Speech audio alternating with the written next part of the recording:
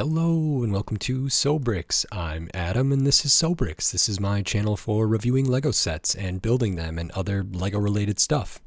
In this video I'm going to be taking a look at the Lego Star Wars The Mandalorian's N-1 Starfighter. This is set number 75325. It has 412 pieces and I paid $48 for this set. Now I believe the retail MSRP price for this is $60, but I was able to get it for 20% off, so take $12 off, get to $48 here. And I did that through finding it online and doing a price match in a store. I was I wasn't planning on buying this at $60. I had heard that it was a really good set. I heard it was bigger than it looks, but somebody who I trust his opinions on this also told me that the Republic tank set was a must-have set, and I was pretty disappointed by that, and they told me that this set was really good and a good value, and so I was kind of not so sure about it. At $60 for 412 pieces, I thought that's pretty rough, even if some of these are specialized and some of these are big and you get the different minifigures here. But at $48, 20% off, I thought, okay, if it is bigger than I thought and if it is as good as this person tells me it is, then I should give it a chance. And so in this video, I'm going to open this up, I'm going to put it together, and then I'm going to give my thoughts on it. So while I build this set, I will speed the video up, and then I'll slow it back down to review this. So until then, enjoy!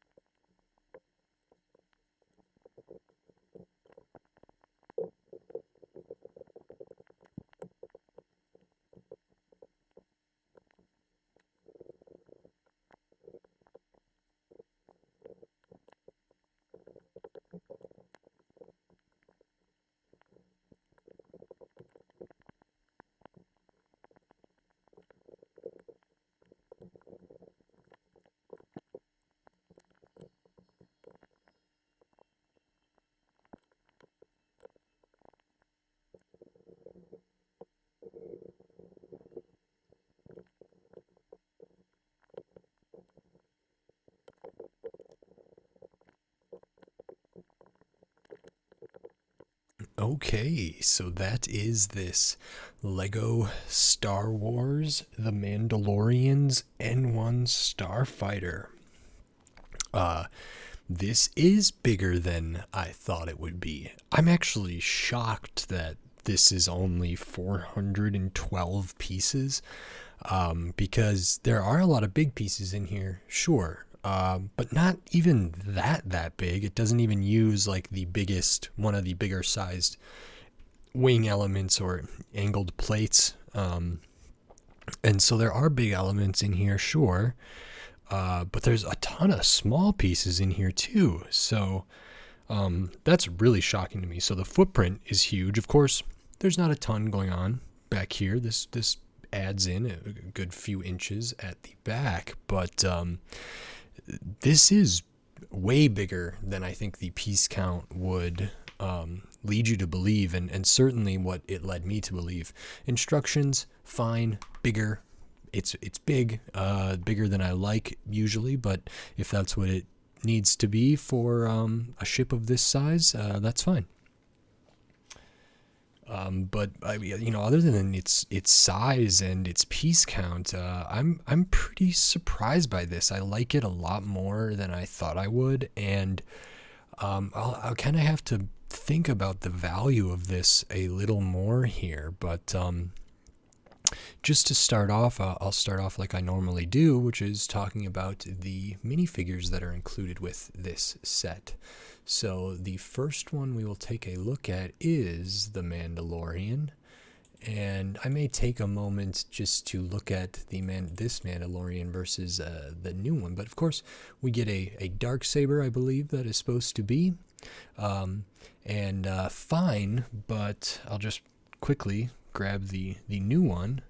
The new one is a totally different shape and apparently more appropriate. I guess it's a good time to say I've never watched The Mandalorian, so there are certain lore things about this ship and about these characters that I'm not familiar with, and I apologize for that, but I'm just trying to, give my honest review as someone who likes Star Wars but doesn't watch all the other shows or hasn't gotten a chance to yet, or hasn't prioritized it yet. But is a Lego fan and a longtime Lego Star Wars fan. So different Darksaber than the new one. I don't know if people had feelings about kind of doing it the old way, but that's fine. And actually the printing on the torso is very well done. It's the same printing, I believe, as the other Mandalorian I have. So same torsos, same legs for this one. But the printing is really, really nice. Get some metallic printing on there. And it's pretty detailed on the torso. We do get printing in the midsection and onto the legs, nothing on the feet here, but we do get printing on the arm, which is always good to see. Good detail on here. Other arm, it's different, so these arms are not the same. Very, very nice. I believe this helmet is the older helmet here, and it's so I don't know what. There are a couple things that changed, I believe. I will just grab the newer one. So not only does it have the new Darksaber there, it does have the same torso and arm and leg prints, but the helmet is different. So we do get kind of more printing up on top here. How these indents are done are different on the newer one, because I believe there are like an actual indent there and some printing of some darker color, whereas this one it doesn't have some printing inside there. I believe that's what that main change was. And yeah, we can just see that there's a little bit of a change to, I don't know if the mold changed much. It may have changed a little bit. It seems like it may have, but I can't quite see. So just a slightly different helmet, I think an improved helmet. Actually, from the side, is the profile the same here?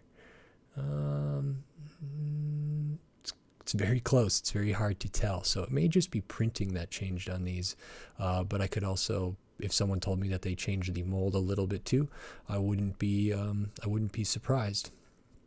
Now I have to remember which one's the newest one, and I believe it is this one. So that's good. I think this old helmet's fine, but if Lego changed it, that's cool too. We can see the face here, fine print. I believe it's the same face, no alternate face here. Let me see. No, same face, I believe. We can take a look, but the nice jetpack thing here, back of the torso, is the same as that other figure, but good, nice detail on the kind of strap across there, which is good. So this is a good minifigure, but yeah, old school, older style, slightly older style Darksaber, slightly older style helmet there. The next minifigure we'll take a look at is Peli Modo or Peli. I don't know how to pronounce this, and I'm not familiar with this character, but I believe they have a wrench accessory, so maybe a mechanic or something. And there are elements in the build of the ship that I will show later that I think maybe this ship is in disrepair or is a little bit kind of hastily put together, or is damaged, or is being worked on, or is a hunk of junk, or whatever it is. And there are parts of the build that lead me to believe that, and then this character's inclusion, although I don't know what they do or what their significance is, leads me to believe that as well. So the hairpiece is quite good. I've seen it on other stuff, but I like the hairpiece. I have no idea if the face is accurate. It makes them look quite old. Maybe this character is old, or I don't know what else is going on with the face print there. Very, very basic printing for the torso, but fine. Nothing on the midsection or the legs or the arms, but we do have this belt accessory that goes between the legs piece and the torso piece, which I don't see too often, but nice. If we take a look at the back, this character does have an alternate face, and very minimal printing on the back of the shirt there, but there is some lines that are a little harder to see. Very good. Next, I will show, I believe, Grogu, or Baby Yoda was what this character was called for a time, and maybe in pop culture still is. I don't know in universe if they are. I think they're Grogu. I do not have this character. I did not before getting this, which is very cool. I was surprised to find out that it is two pieces. So the body piece is one, and the head does come off, which I thought for sure this would just be one piece, but it's two. The head is kind of that softer, rubbery plastic there, and we get a little bit of printing on their cloak, and can be studded down. Very, very nice. Tiny, but good for what it is, I think. So that's nice. And then the next character we get, it's not quite a minifigure, but it is a figure, is a BD-1 droid. And I have this size BD-1 droid because I have the big, like, not UCS, but kind of UCS style BD-1 that has the UCS style placard with the info, and it's a rather tall model that stands on its own, and I have that set, and I quite like that set. But again, I'm not really familiar with what BD-1 does or is in the universe, but that one on that UCS style placard does come with one of these small BD-1 figures, but they are also oh, maybe it's not BD-1, maybe it's just a BD droid. Either way, I think I have one of these already, and I have a bigger version of this, and I think that's quite cool to get another one. So I don't know if this is maybe a kind of a mechanic droid type thing that assists this Peli or Motto character, whoever. But good. 4 figures. 2 of them are quite small, but good that they're there. We can take a look at the sticker sheet. Only 3 stickers, and they're used sparingly, obviously, and very well. I'm perfectly happy to put 3 stickers on something like this. That is very much appreciated. Not only were these like good stickers, they're used well, and they were easy enough to put on, so that's always good. And then we get this this ship, this N-1 Starfighter. And yeah, 412 pieces in this set, but this thing is almost, too big for me to get in my current camera angle here. It is, I don't know what the actual dimensions are tip to tail here or how wide it is. Of course, there's a lot of, unused space. It's not solid all the way through, but the actual footprint is quite large. And I was surprised to see that there were two like relatively good sized bags labeled number 1, and that is to build all of the body of this, and then bag number 2 is to build both of these, I don't know what they are called, engines, thrusters, these things on the end of the wings here. And that's good. Actually, the shape of this ship reminded me very much of a ship that Anakin flies in Phantom Menace in episode 1, that is like the yellow and silver one, and so the shaping of this is very reminiscent of that to me. I don't know if there's something about that in universe or not, maybe, but either way, so two bags to do all of the body, and this was really fun to put together for a couple reasons. There's a lot of like, even just putting this together, it doesn't use kind of the same kind of like chassis pieces. It uses several of these kind of modified stud pieces. I don't know what to call them, but they have the angle on the bottom, the hollow studs on top of them, and it uses several of those different shapes and sizes to kind of create the whole substance of the bottom here. And then we do some stuff up in here, but then a lot of that space that is created by this added height from these is actually not where the like cockpit or the characters were sit, which I think normally I would expect that to be the case, but actually our characters sit a little further back there, so there is some good height here. It is thick, I guess I would say, but that's really, really cool. And this is all easily built, nothing too crazy as far as building techniques go in there, but that's very nice. Build out the back of this, I was kind of, once this came in and then did this, I was like, oh wow, this is going to be a lot bigger than I thought.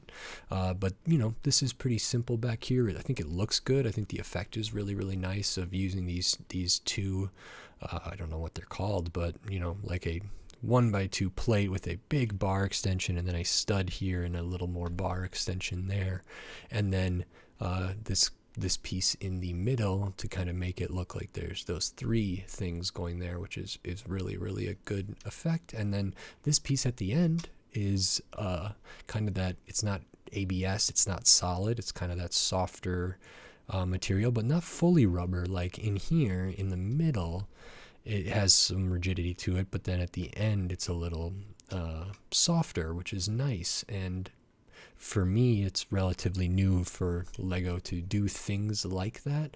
I don't think I'd really ever see things like that, but I believe this is the piece that is being used in the, like, I don't know what it's called, the new Tales of the Space Age set or whatever, those kind of picture-esque space vignettes that is coming out this week, I believe.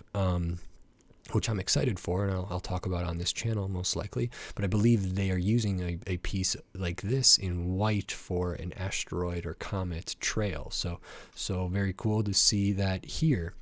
Of course, at the back, we have one bubble kind of cockpit cover for a spot that I believe Grogu would sit in. And that's good. Very cute. Like that. And then we have another spot where I believe the Mandalorian would go, and we can see in there one of the stickers for some kind of dashboard type stuff, whatever you would call a dash in a spaceship. So that's really good, and of course a character can sit in there. I'm not sure if he can fit with his jetpack on. I thought it was a maybe, but I could be wrong. So probably not then. You probably have to take the jetpack off. Let me go ahead and do that.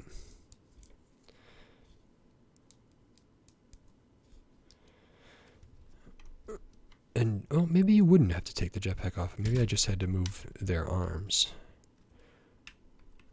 And do I have to take the helmet off? Let me see here. There we go. So we get them in there. I'm not sure if you need to take the jetpack off to get them to fit. You may. I certainly found it to be easier without it. And that's fine. Speaking of that, though, when we do take the jetpack off, there is a space. One of the play features, or one of just the things that is here, besides all of this, is a cargo hold area. So under here, this piece with these vented slopes in the metallic silver is only studded down on 2 places there, and then over here it's tiled. So this is really easy to pop off, and in here is where we can we can store the jetpack and the Darksaber and anything else, potentially the wrench or whatever else you might need to store, and that can be covered up like that, which is really, really nice. It's pretty hidden. I don't think many people would notice that that is a place where things would be stored, but good that the jetpack can be in there, which makes play a lot more fluid. That even if this character can't fit in here with the jetpack and this ship is traveling somewhere, the jetpack and the Darksaber can still be with the character and in the vessel here, to bring those along to wherever they need to go. So in here is some of where I thought there was some stuff that indicated this is maybe under, it's getting repaired, or it's getting worked on, or it's in the shop, so to speak, because there's some asymmetry here, and I really like asymmetry when I see something in this. I think it makes the build more fun and engaging and interesting, but also visually it's nice to change something up, and this ship has actually a good amount of that. So we can see that here with some color and some piece usages, but even right here on this side, versus this side, there's a pretty big difference in piece usage and even shaping. So I don't know if one of these sides is damaged or was kind of repaired, sort of slapdash or something, but that's really, really good, and I always appreciate that. Same with up here, we use one of these vented slopes in the black instead of one of these kind of pieces there. So very, very cool.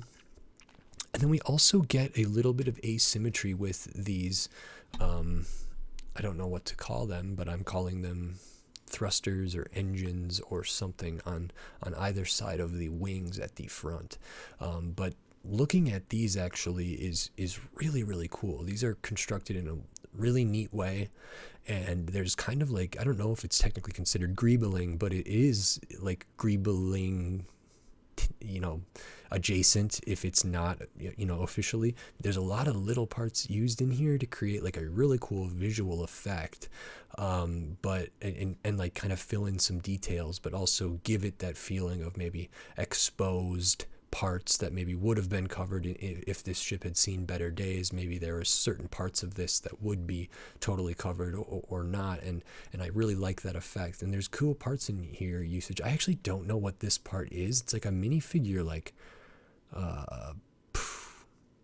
or maybe it's a pulley or something, but I think a minifigure could hold that. I don't know what piece that is, but uses these oar pieces here, some hilt pieces under there, a lot of these hollow studs with the bar, these like minifigure megaphone type pieces or flashlight type things. We get a little bit of gold accents in there using some flower pieces. Really, really, really like that.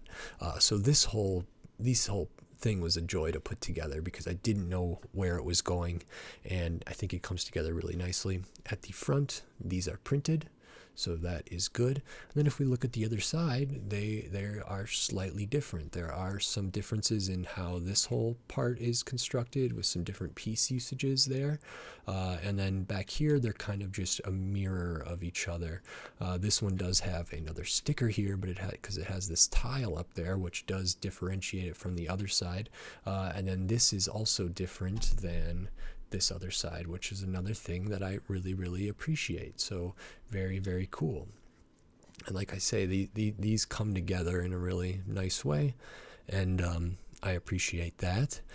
The last sticker that we have here is this one on this rounded piece, and that is great because what that is the trigger mechanism for one of the spring-loaded bolt shooters. So that is another play feature, action feature of this set.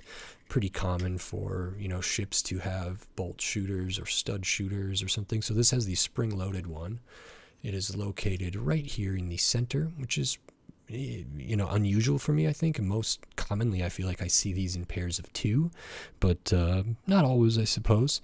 So there's just one of them in there on a jumper plate, kind of in dead center in the middle. And we push down on this to fire that out. And I am very, very partial to builds that, if they have an action feature like that, especially these bolt shooters, that they integrate something in the build as the mechanism to fire them off. Like the Playscale, the Batman, the Batmobile does that in a nice way. I don't really like ones where they have the bolt shooters with the spring in them and this sticks out the back and you just, push down on the end of the bolt to fire it out or whatever. I really like when all this can be contained and hidden within the build, and then there's something kind of a mechanism used to trigger those. So this is integrated well and it just works, which is always good. And the sticker on top is a nice touch, and it just is asking to be pushed and played with. And the mechanism is super simple. It's just whoops. Oh boy, this whole thing is falling apart now. It is just a kind of 1x2 with a clip there, and then whoops, let me see here, and then this clips on and it just kind of works as a hinge there, and this piece pushes on the end of the bolt to trigger that, and that's really good. Works well, no problem. So this is really, really cool. You do get 3 bolts total. Only one can be loaded into the spring-loaded bolt shooter at a time. So you get 2 extras, which is good. I will show the other extra pieces here quickly, because you do get some. And there's some good ones in there, I would say. We get a little bit, an extra gold bar here, an extra gold flower, extra hilt in both the lacquered silver and the gray kind of metallic silver here, and we get an extra of those kind of belt minifigure pieces that go in the midsection, and some plates, tiles, different stuff. So that's good, but always nice to get more gold and more hilts and whatever else. And like I say, I don't encounter this very often, so nice to get an extra one of those. All in all, I really enjoyed the build. It kept me engaged. It was quite fun. It kept me guessing. It surprised me, which is nice. I don't have a ton of complaints. There's a few minor things. Occasionally, these 2 bubble cockpit things can kind of, bump up against each other and make it difficult to close either one. So it just takes a little bit of effort to get that right. There is some noticeable gaps behind this main one. Probably hard to handle that while having this so close behind there. But, you know, I don't love seeing that. It's not too much of an issue here. I know that online, on like a website for reviews, some people did comment that this piece was not great because it kept falling off, and I didn't have tons of problem. It fell off maybe once while I was building because of how I set it down and how I grabbed it. So you can't hold it by this thruster back here, but I like the detail. I think it looks nice. That's actually where that gold bar is used, which is a good attention to detail. And you know, I would hold it from here, from, you know, the bottom somehow, or the middle, and I think this can be held in a number of ways, but there are some that are better and more balanced and feel more secure. So about right here feels really good, but I don't know if that's maybe too big for someone with smaller hands than me to handle, but I really like that. So this thruster here falling off isn't a huge issue for me. We'll see as I play with this and display this and whatever, if that becomes a bigger issue. But at least for me, while I was building it, it maybe just popped off the one time. Other than that, it's been okay. So that's really good. So not really too many complaints, just, yeah, little gaps, these kind of hitting each other, and maybe that. But other than that, this is like a really good set. So 412 pieces, 4 figures, but like 2 minifigures, a small Grogu, a small BD1. Minifigures are pretty good, relatively speaking. They're fine, I would say, I guess, about what to be expected. This set retails at $60. So my question is does this feel like $60? When I get to the size of the finished build, I'm like, yeah, I mean, I could see a Lego ship like this being $60, I suppose.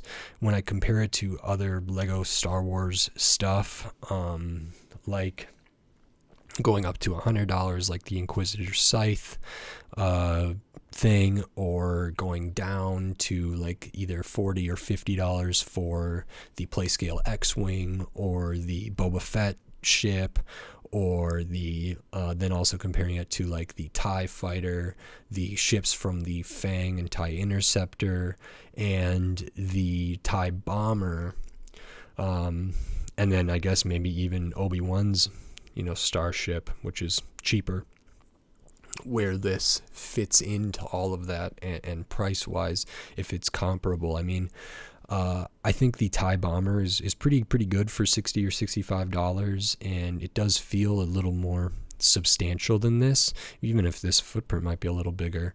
I think I got both the Boba Fett ship and Luke's like X-Wing for $40. I think those retail at $50, but you can find them on sale somewhat regularly for like 20% off, which would bring you down to about $40. And I think that's a really, really good price, particularly for Boba Fett's ship, which is almost like 600 pieces, and for $40 is really good. And I really liked the recent Playscale X-Wing as well. I really loved the mechanism for the wings. So those are cheaper than this at retail, and I really, really like those. I like this as well. I'm kind of unsure of why it came down to this being a $60 set. I don't know if it's really just like specialized pieces, or the minifigures, or just the sheer size of it at the end, because you know, I don't know if there's recolors, but there's not like a ton of crazy pieces in here. There are big ones, there are some good ones, but it's your pretty standard stuff for the most part. So I don't know why this one is a $60 ship. I think if this one is, you know, around the same prices as TIE Fighter, TIE Bomber, Boba Fett's ship, and the X-Wing, if it's all in that, that feels really good. I mean, $60, the TIE Bomber is maybe $65 normally. So I guess it is there, but I just think for the price count and everything in here, I think this would be better off at $50. So I paid $48 for this, which is 20% off of its retail price of $60. And I was still kind of like, man, $48 for 412 pieces. And, I think this is probably in the $40 worth, maybe even $50 would feel nice. 60 still feels a little overpriced for me, even though this is bigger and better than I thought it would be. So I don't know. I mean, with Legos, and Lego Star Wars in particular, their pricing scheme, the snub fighter is going to be $35 for less than 300 pieces, but good figures, and it's small. But I don't know.